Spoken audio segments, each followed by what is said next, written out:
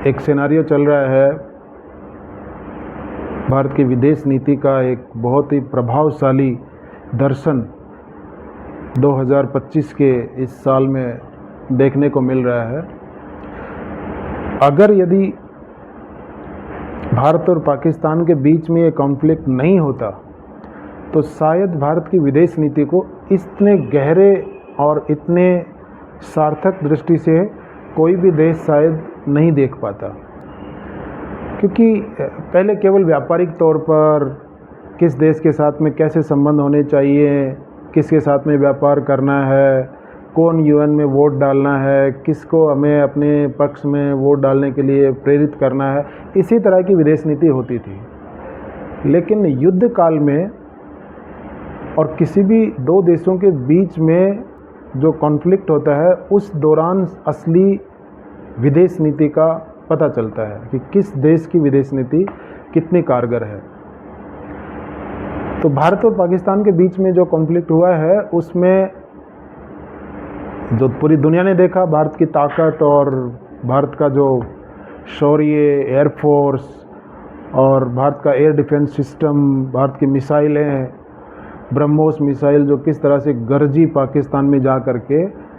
तो उसके बाद का जो नैरेटिव था उसको पाकिस्तान ने बनाना चाहा कि हमने युद्ध जीत लिया और हम भारत के ऊपर अपर एज में हैं। उसी दौरान भारत के अंदर से भी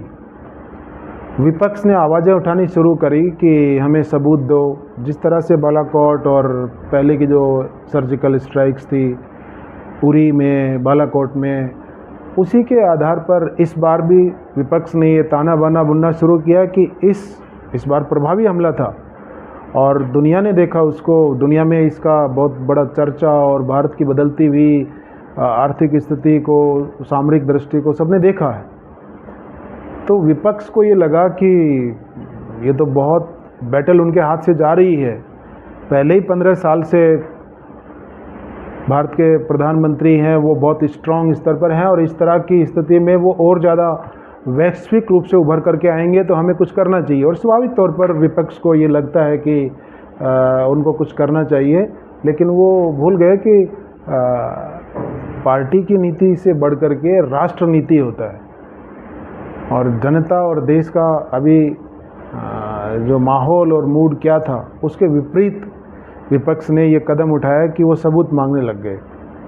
इसी दौरान प्रधानमंत्री ने अपनी तीक्ष्ण कूटनीति के तहत विपक्ष का ही यूज़ करके और उसको भारत की इस शौर्य को पूरी दुनिया में बताने के लिए सेलेक्ट किया। उसके अंदर नो डाउट कि सभी पार्टियों के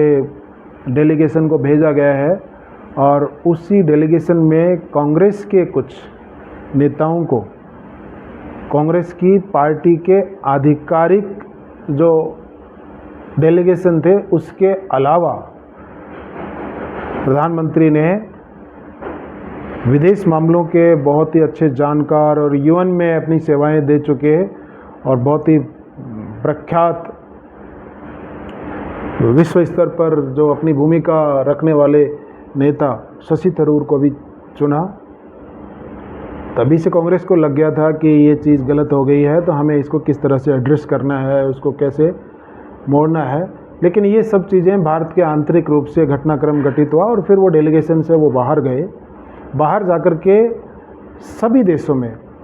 सभी पार्टियों के ऑल पार्टी डेलीगेशंस हैं, उसने अपनी जो घरेलू राजनीति है उसको छोड़ करके, उसको भूल करके, और ये स्वाभाविक है कि राष्ट्र की एकता का जो दर्शन यदि करना है तो वर्तमान समय में भारत के जो विश्व भर में गए हुए डेलीगेशंस को देखना चाहिए कि हम अंदर में अपने कॉन्फ्लिक्ट कुछ भी हो सकते हैं, कुछ भी अलग अलग मुद्दे हो सकते हैं, लेकिन बाहर जाकर के और किस तरह से उन्होंने पूरी दुनिया को एड्रेस किया है, उसमें प्रमुख रूप से कांग्रेस के और भारत में यूएन का प्रतिनिधित्व कर चुके केरल से सांसद जो हैं शशि थरूर, उनके नेतृत्व में ये डेलीगेशन गया। तो उसने भरपूर तरीके से पाकिस्तान की मजम्मत की है, उसकी आलोचना की है और उसके यहाँ पर पल रहे टेरर कैंप्स की जानकारी कि किस तरह से भारत ने उन टेरर कैंप को, आतंकवादी संगठनों के अड्डों को नष्ट करने के लिए ये सब किया था, उसको बहुत अच्छे से दुनिया के सामने रखा है। साथ में जो ओवैसी, उन्होंने, दुनिया को लग रहा था, पाकिस्तान को भी लग रहा था कि वो शायद इस तरह से इतने मुखर होकर के नहीं बोलेंगे, लेकिन उन्होंने जिस तीक्ष्णता के साथ में, जिस कटाक्ष और जिस आलोचनात्मक रूप से और अपनी बात को रखा है, भारत की, लगता है जैसे संपूर्ण देश का प्रतिनिधित्व वैश्विक स्तर पर रखने के लिए ओवैसी से बेहतर व्यक्ति इस समय कोई भी नहीं है। तो ये भारत की ताकत और भारत की लोकतांत्रिक शक्तियों को दर्शाता है कि हम विश्व स्तर पर जब अपनी भारत की बात रखते हैं तो कितना अच्छे तरीके से, क्योंकि ये चीज़ें इतिहास में लिखी जाएंगी और कभी जब आने वाली पीढ़ियां जब देखेंगी कि भारत के ऊपर इस तरह से आतंकवादी हमला हुआ, भारत ने उसका जवाब दिया और उसके बाद की परिस्थितियों को ठीक करने के लिए भारत का जो पक्ष है वो दुनिया के सामने रखने के लिए कुछ महान नेता विश्व स्तर पर भेजे गए थे। तो उस समय जब बच्चों को, आने वाले सांसदों को, आने वाले लोकतांत्रिक जागरूकता के प्रतिनिधियों को जब ये बात पढ़ाई जाएगी, देखी जाएगी, पढ़ी जाएगी, लिखी जाएगी, सुनी जाएगी, तो ओवैसी और शशि थरूर जैसे लीडर्स को पढ़ा जाएगा और उनका चयन करने के लिए प्रधानमंत्री श्री नरेंद्र मोदी की दूरदर्शिता को और लोकतंत्र के प्रति उनकी आस्था को, सबको साथ लेकर के चलने की उनकी लोकतांत्रिक मूल्यों की भावना को बड़े स्तर तक पॉलिटिकल साइंस की किताबों में पढ़ा जाएगा। हालांकि इसी संदर्भ में कांग्रेस के उस व्यवहार को भी पढ़ा जाएगा जो इतनी विपरीत परिस्थिति में, हालात में, जो चाहते हैं कि भारत के कितने विमान गिरे, कितने सैनिक मरे, कितना नुकसान हुआ, वो सब उनको अभी बता करके और पाकिस्तान को लाभ पहुंचाने के लिए और ख़ुद का लाभ उठाने के लिए वो बेहतर समझते हैं, कि जो कि मेरे दृष्टिकोण में वो अच्छा नहीं है। इसलिए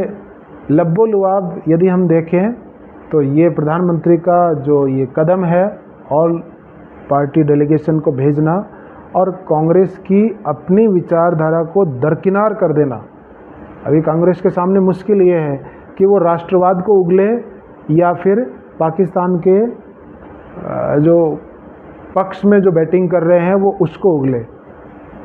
ऐसी स्थिति बहुत कम देखने को मिलती है लोकतंत्र में कि उसी के कंधे पर बंदूक रख के चलवाई जाए, विपक्ष के कंधे पर से ही, और विजय का सेहरा है वो प्रधानमंत्री ले। तो ये एक अच्छी स्थिति है, वो बिल्ड हो रही है, निर्माण हो रही है, और मुझे लगता है कि ये आने वाले समय में भारत के लोकतांत्रिक दृष्टि से जब भी कभी कोई, ज़रूरी नहीं है कि केवल यही पार्टी सत्ता में रहेगी, जब भी कोई दूसरी पार्टी आएंगी तो उनको भी ऐसा ही करना चाहिए। ऐसा नहीं है कि पहले भी कांग्रेस ने भी श्रीमान अटल बिहारी वाजपेयी को यूएन में भेज करके इसका परिचय दिया था, जो हमारे सुदृढ़ लोकतांत्रिक व्यवस्थाओं का एक परिचायक है। तो आज के अंक में इतना ही।